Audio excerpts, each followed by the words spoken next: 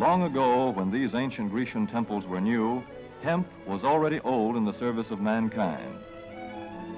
For thousands of years even then, this plant had been grown for cordage and coarse cloth in China and elsewhere in the East. For centuries prior to about 1850, all the ships that sailed the western seas were rigged with hempen rope and sails. For the sailor, no less than the hangman, hemp was indispensable.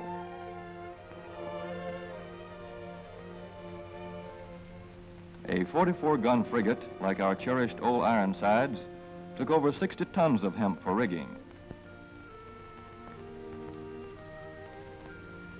Including an anchor cable 25 inches in circumference.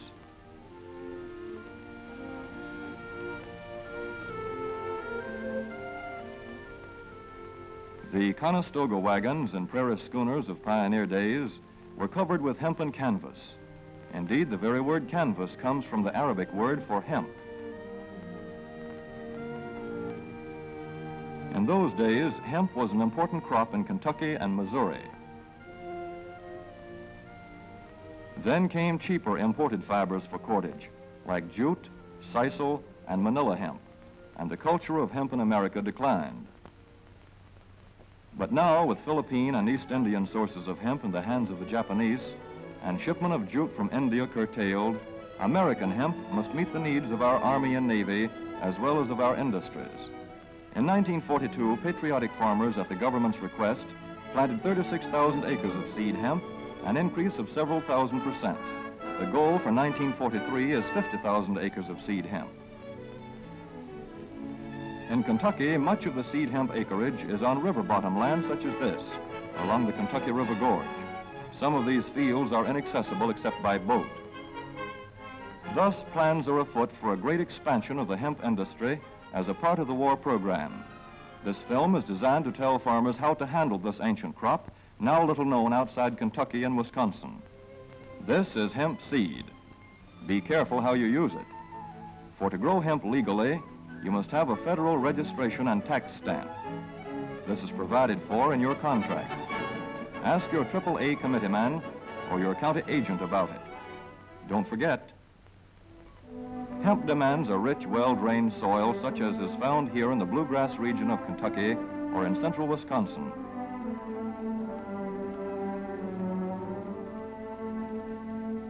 It must be loose and rich in organic matter. Poor soils won't do.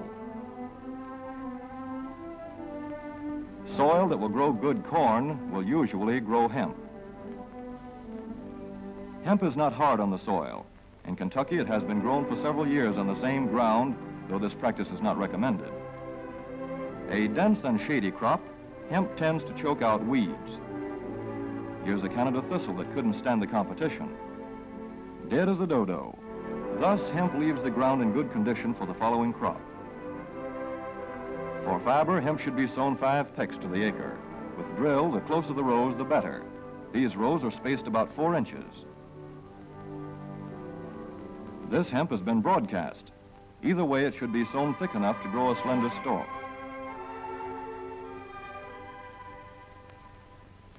Here's an ideal stand. The right height to be harvested easily, thick enough to grow slender stalks that are easy to cut and process.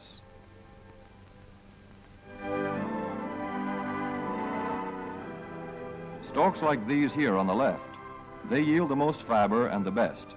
Those on the right are too coarse and woody. For seed, hemp is planted in hills like corn, sometimes by hand. Hemp is a dioecious plant. The female flower is inconspicuous, but the male flower is easily spotted. In seed production, after the pollen has been shed, these male plants are cut out. These are the seeds on a female plant. Hemp for fiber is ready to harvest when the pollen is shedding and the leaves are falling. In Kentucky, hemp harvest comes in August. Here, the old standby has been the self-rake reaper, which has been used for a generation or more. Hemp grows so luxuriantly in Kentucky that harvesting is sometimes difficult, which may account for the popularity of the self-rake with its lateral stroke.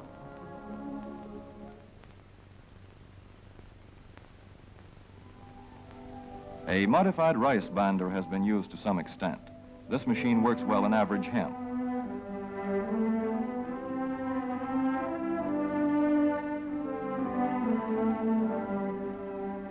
Recently, the improved hemp harvester, used for many years in Wisconsin, has been introduced in Kentucky. This machine spreads the hemp in a continuous swath. It is a far cry from this fast and efficient modern harvester to the Armstrong model of yore. But here's one kind of harvester, at least, that doesn't stall in the heaviest hemp. In Kentucky, hand cutting is practiced in opening fields for the machines.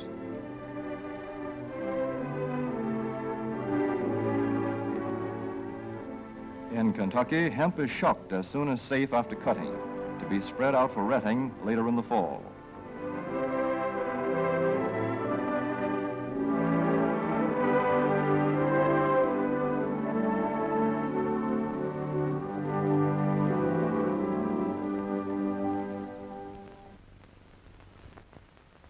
In Wisconsin, hemp is harvested in September. Here, the hemp harvester with automatic spreader is standard equipment. Note how smoothly the rotating apron lays the swath preparatory to retting. Here it is a common and essential practice to leave headlands around hemp fields. These strips may be planted to other crops, preferably small grain. Thus, the harvester has room to make its first round without preparatory hand cutting. Here the machine is running over corn stubble. When the cutter bar is much shorter than the hemp is tall, overlapping occurs. Not so good for retting. The standard cut is 8 to 9 feet. The length of time hemp is left on the ground to ret depends on the weather. The swaths must be turned to get a uniform ret.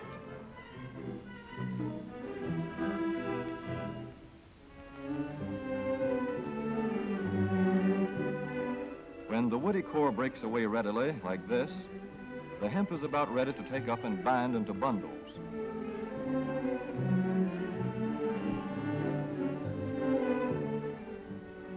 Well-retted hemp is light to dark gray. The fiber tends to pull away from the stalk. The presence of stalks in the bowstring stage indicates that retting is well underway.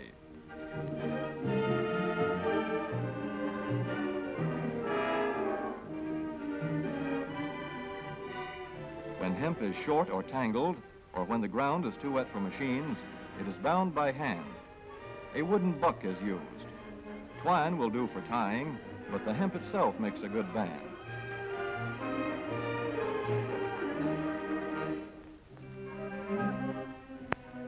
When conditions are favorable, the pickup binder is commonly used.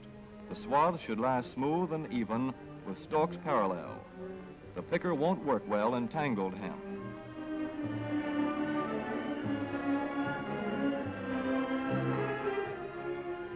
After binding, hemp is shucked as soon as possible to stop further retting.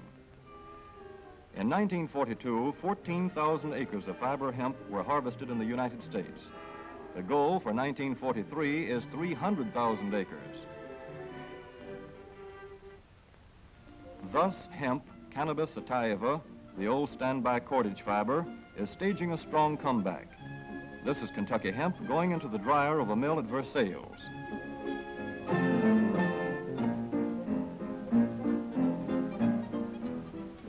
In the old days, breaking was done by hand, one of the hardest jobs known to man.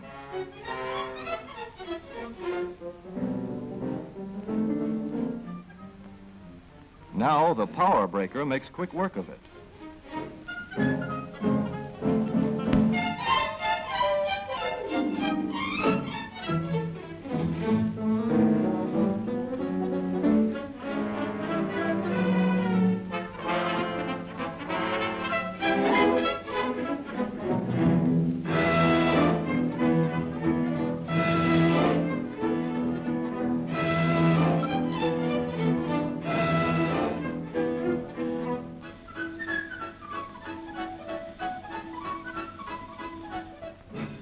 Spinning American hemp into rope yarn or twine in the old Kentucky River Mill at Frankfort, Kentucky.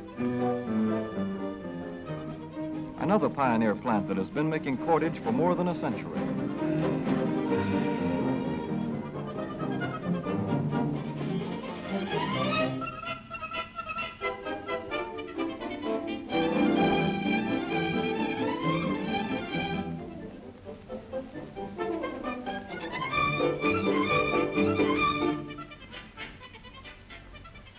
All such plants will presently be turning out products spun from American-grown hemp. Twine of various kinds for tying, winding armatures, and upholsterers' work. Rope for marine rigging and towing, for hay forks, derricks, and heavy-duty tackle. Light-duty fire hose. Thread for shoes for millions of American soldiers. And parachute webbing for our paratroopers.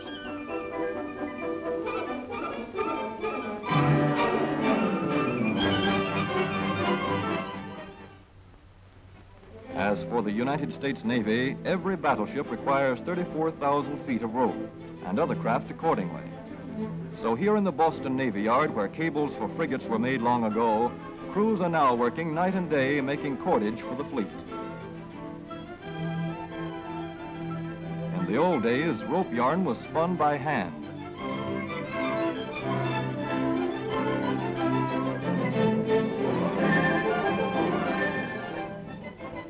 Today, even the rope walk is mechanized.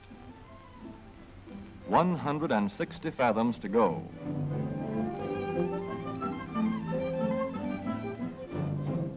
The rope yarn feeds through holes in an iron plate.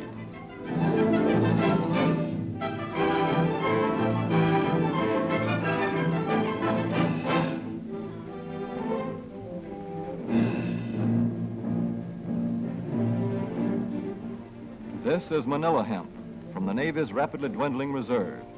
When that is gone, American hemp will go on duty again. Hemp for mooring ships, hemp for tow lines.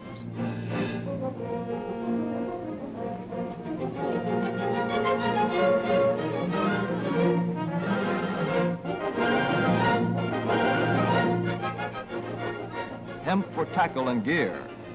Hemp for countless naval uses, both on ship and shore.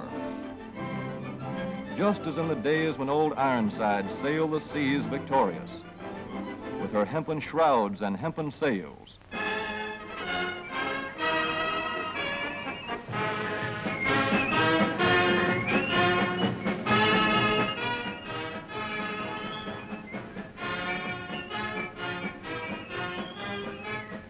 Hemp for victory.